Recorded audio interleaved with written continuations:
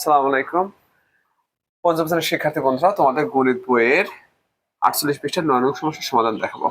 তার আগে আমি তোমাকে এটা দেখাবো। দেখো যে কখন লসাগু করতে হয়। একটা বর্ণনামূলক অঙ্ক থেকে তুমি কিভাবে বুঝবো যে এই অঙ্কটা লসাগু করতে হবে।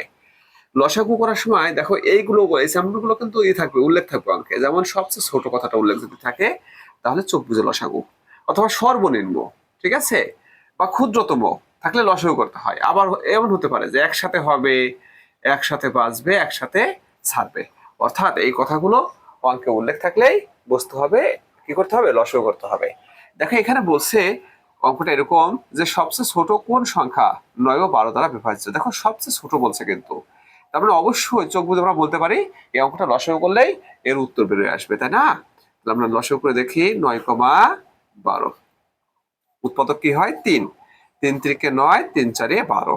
অতএব লসাগু লসাগু লসাগু সমান কত হবে? 3 গুণ 3 গুণ 4। তাহলে কত হয়? 9 গুণন 4 সমান 36। অতএব সবচেয়ে ছোট সংখ্যাটি সমান কত হবে? 36। ওকে ফ্রেন্ডস, আমরা বুঝতে পারছি। তোমাদেরকে অসংখ্য ধন্যবাদ এই ক্লাস অংশগ্রহণ করার জন্য।